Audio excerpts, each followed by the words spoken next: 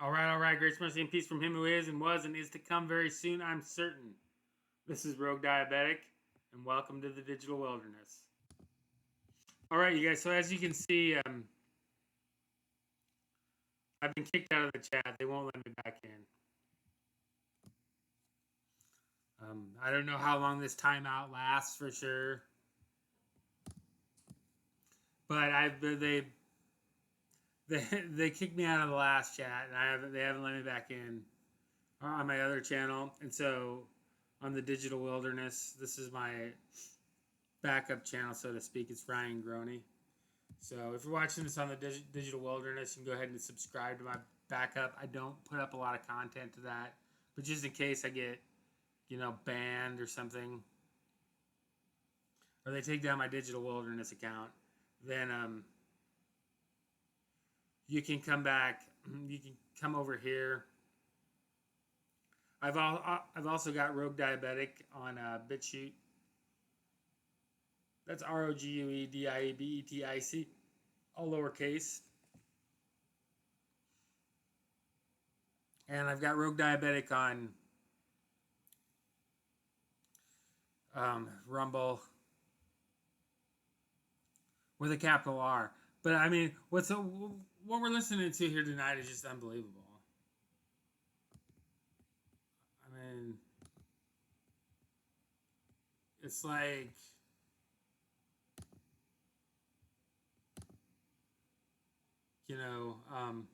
Revelation 13:3. Oh, this figures. So it's at Revelation 13:3, and I saw one of his heads as if it had been mortally wounded, and his deadly wound was healed. And all the world marveled and followed the beast. So they worshipped the dragon who gave authority to the beast, and they worshipped the beast, saying, "Who is like the beast? Who is able to make war with him?" And the way that they're like singing Trump's praises tonight is absolutely positively disgusting. I can't even believe it. I mean, it's totally blasphemous and idolatrous. It's blasphemy, idolatry. It's a celebration of sodomy with songs like YMCA and other devil music, other rock and roll devil music. And it's crazy. But I wanted to play a little bit for you of what this guy just said. I'm really glad you called. How are you? How are your kids? It surprised me, but it shouldn't have. I know this man very well. President Trump is as kind and compassionate a man as I've ever met in my lifetime. That's a little incongruous. I've seen the truth of President Trump, and it marches on with me tonight. I know that many here and watching at home have felt that kind of a connection with the president. It's real. I have never seen him refuse a question from somebody, decline a photo, or ignore someone's story or concerns. Everyone he meets gets a family member's embrace from him. That's not true. I have felt that warmth so many times over the years.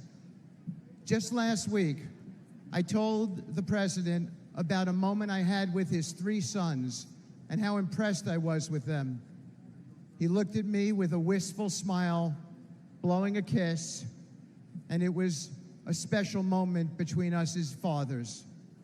When my dad fell gravely ill, President Trump didn't just send a note. He didn't just offer words of comfort. He showed up as he always does. He was there, treating my parents with kindness and respect.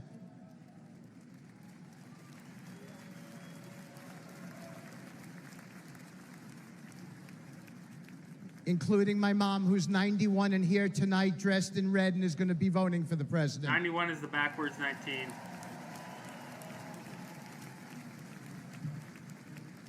Many Americans have only witnessed his leadership on TV, but I have seen his humanity in the quiet moments, away from the spotlight, His humanity. in hospital rooms he didn't have to be in, where his presence brought real solace in a dark hour for my family and many other families. That's who he is. When times are really tough, when he's got everything to lose and nothing to gain, Donald Trump shows up and he's there for you. Donald Trump shows up and he's there for you. I mean, it's like the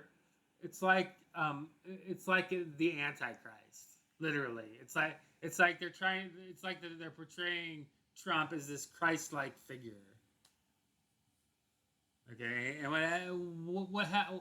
what happened the other day? What happened last Saturday was incredible. I mean, it was obviously appears at least at this point to be the Revelation 13:3 fulfillment. Thank you.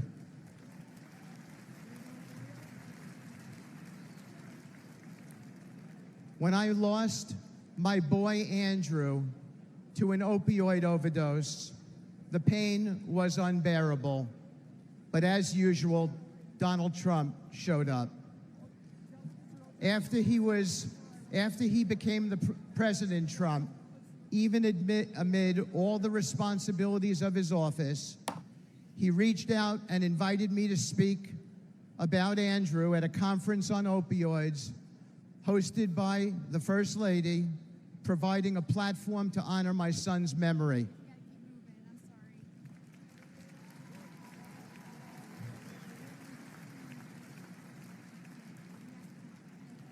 And when the day of the conference came, he went out of his way that day to come and put his hand on my shoulder and say, "Steve," as he led me up to the lectern, "tell the world about your boy."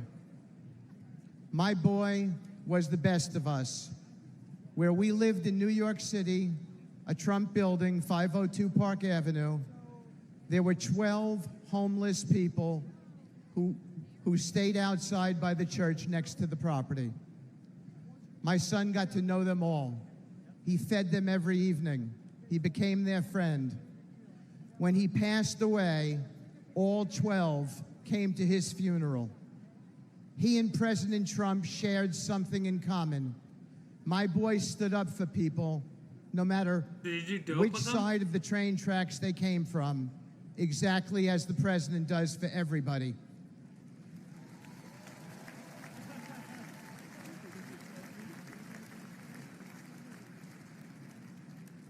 Standing here today, I still feel my boy's hand on my shoulder.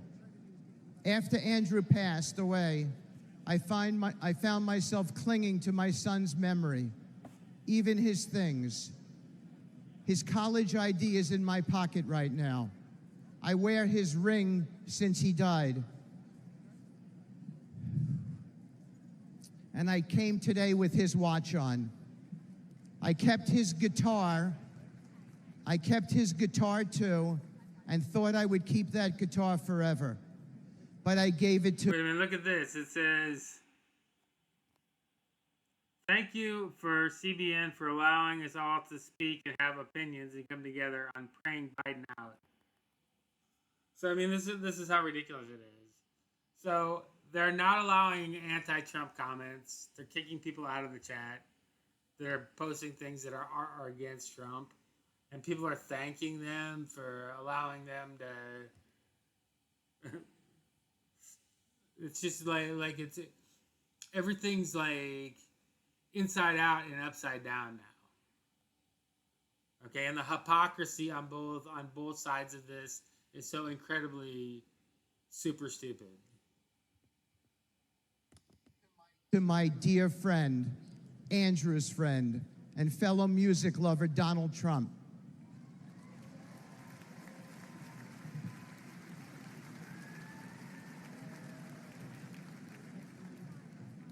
I wanted President Trump to have something with which to remember my son. President Trump didn't say something nice to me and put it in a closet somewhere.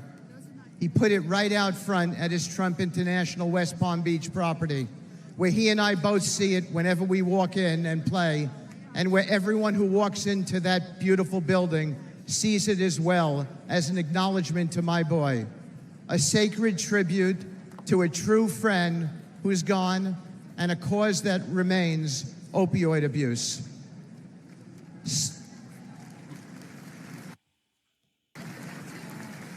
Thank you. Standing with my boy's hand on my shoulder. All right, you guys, I'm gonna cut this one off. I'll come back, maybe I'll do another one, because I want to see Trump take the stage. I gotta see that whole thing. I gotta see that whole spectacle. So right now I'm behind maybe a good 10 minutes. So like, share, subscribe, click the notification bell. Tell me what you think in the comments. All right, Jesus is coming back soon, and what the most important thing is to realize at this point is Donald Trump is not going to save America. Only Jesus could do that. He's not.